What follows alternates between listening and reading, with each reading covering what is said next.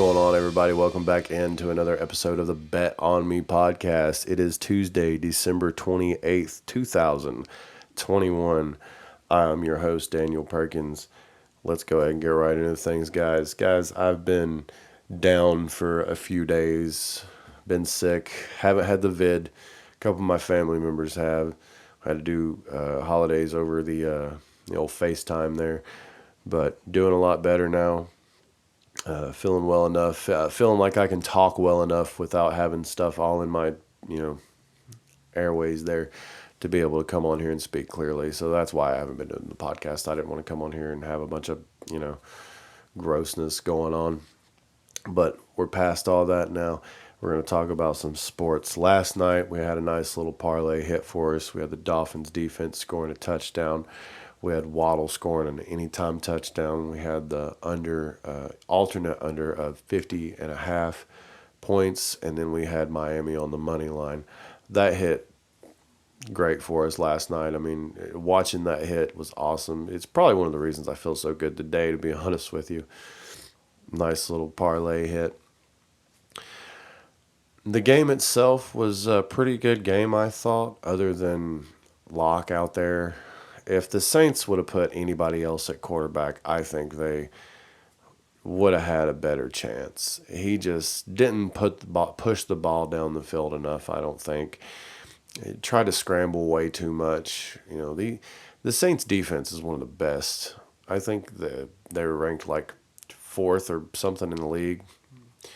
Like they were like 44% in allowing points. It's insane. Although the Dolphins are pretty good scoring points. I think that was in the red zone. They're 44%, but the Dolphins were like 53 or something percent. So the Dolphins were pretty good at scoring in the red zone. Got a little toss there on a little jet sweep streak thing to Waddle. He scored a touchdown. It was a good game. I thought it was a good game. It went under, not a lot of points. I think a lot of people took the under last night. I think there's no way that wasn't going to hit because just not enough points out there to be scored. Good game, though. I mean, it was a good game to watch if you had money on it, So today we got a couple games. We got Auburn playing Houston, and from the looks of it right now, it looks like it's dead even. People don't know what they're doing other than the over and the under. It looks like most people are on the over on this game, which I think was 50. I think it was 50 when I looked at it. It's around 50, 52. I took the under at like 50.5. So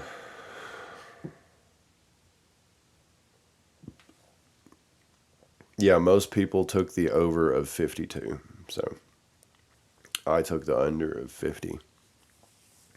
It's looking like 64% on the over, 36% on the under. That's one that I had my eye on, that I liked today. And probably not a lot going on today, to be honest with you guys. I mean, I haven't really had a chance to look at the lines or anything with the holidays, but I know NHL started back tonight. I really don't want to give you a pick on that. I want to see how everybody kind of gets back into the flow of things before I kind of start throwing money at the NHL. Because I watch NHL. I watch the games. I've got, the ESPN Plus package. I set in there. I put 3 or 4 games on TV. I love watching NHL. Hockey and football are my 2 favorite sports, so I tend to watch a lot of those. So that's how I end up hitting some of these bets that I hit, guys, because I do my research. Not only do I research the stats, I actually watch this stuff, and I'll go back and watch replays of games to see how they play other teams. All that stuff's available on there. You got all this. We have all this information we can use. We should use it to make the money, right, guys? That's what I'm trying to do here.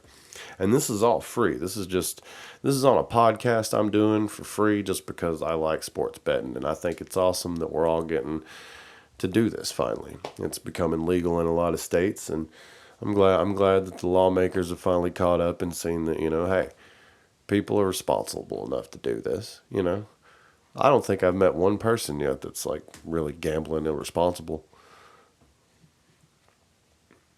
That being said, let's go ahead and put our first mortgage, or I'm sorry, a second mortgage down on the Houston Rockets. Man, I don't know. I think the Lakers get this win tonight against the Rockets. I would take the Lakers on the money line. I wouldn't take them. They're 5.5 points. The Lakers are favored in this game. I'd take them on the money line though. It's minus 220. I mean that's a that's probably a lot to put down. $100 wins you about 45. But I mean, if you want like a sure thing tonight, that's probably the surest thing I can give you. I don't think LeBron's gonna go to Houston and lose to a team like that. I think LeBron, everybody's giving him the excuse and the pass and everything because his team's awful. Even though he's got Westbrook and he's got Melo and he's got a different coach and Fizdale. I think it's Fizdale. Yeah, he's a pretty good coach. He coached for the Grizzlies here where I live in my state, and did a pretty good job with them. I also know he coached the Knicks for a while, but he's a pretty good coach. So I mean, the Lakers can turn it around, guys. I mean, they've got a decent team. You don't have to trade Russell Westbrook. It's like he said the other day. I mean, if people are expecting him to get a triple double every game, he's playing with Mister Triple Double now. He can't do that anymore. They got to find a way to make it work, and it might be ugly this year, and that's the problem. They don't have time like they used to. They're all like my age now. Pretty sure LeBron and Westbrook are like 36, or Westbrook's like 34, 35, but they're older. They don't have a year to mess it up and then come back next year and try to do it. These young cats are coming, man. I thought the Boston Celtics were going to be one of those teams, but apparently they're trash right now. Maybe, I don't know. 76ers are playing the Raptors tonight. Raptors at home are not favorites. They are 7-point dogs. Sixers coming in. I don't know about that one. I'd probably take the Raptors plus the points because the Sixers are one of those teams, they kind of come and go as Joel Embiid does, and depending on what kind of mood he's in, if the anime was good, if the cheeseburger was all right, I don't know. Like, he could come in and play good, or he could not. I mean, he could come in and have 40 tonight. That's just the top player Joel Embiid is. You never know with this guy. But I would probably think the Raptors are going to keep it a little closer, unless there's somebody out. Not real sure. I haven't really seen any of that stuff yet. And as I always say about all my picks, guys, make sure that you check the lines and if people are out of games and whatnot. You want to make sure that you get all the information you can. The Warriors are playing the Nuggets tonight. The Warriors are a 7-point favorite.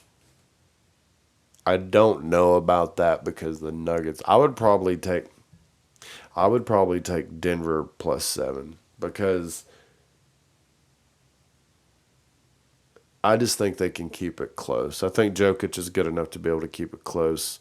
He's a pretty big guy out there. I know Steph can score a lot of points from the arc out there, but I think that game's a little closer than they think, maybe. Total of 217.5. I definitely think that goes over. Yeah, I'd take Denver plus the points and the over of the total on that game. And I think that's about all I got for today, guys. I might give you one more.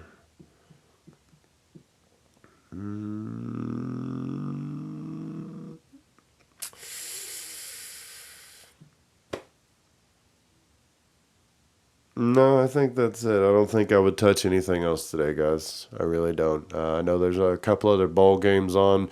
If you want to throw some money on them just for fun, I know I probably will. But like as far as like being confident enough of any of them to be able to say, hey, this is what I would take, I gave you all those today. Other than that, Air Force, Louisville, Mississippi State, Texas Tech, I'd stay away.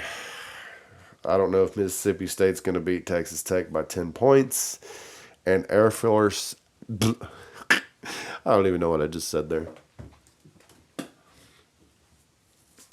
Air Force and Louisville is basically a money line. It's a pick 'em. So yeah, I mean I'd stay away from it, guys. Other than that, NC State, UCLA, West Virginia, Minnesota. I mean, I have no idea. And the reason I'm saying all that, guys, is because I have no idea who's going to play in these bowl games. I don't know if, top prospects are setting out. I have no idea. So if you want to take any of these games that are coming on later in the evening, I'm sure I'm going to tweet about them. I'll probably put some stuff out on Instagram about the games that I'll take if I decide to take one. But as of right now, I would leave that up to making sure you see who's going to play. So you might want to wait till right before games start. Watch the program, see what they're saying, see who's starting, see who's setting out, see who even came and is dressed and on the sideline with the team, or if they're already checked out of their dorm and on their way to whatever NFL team it is they're going to. Oh man, this is a great time of year, guys. Anyway, that's the podcast, guys. Thanks so much for listening.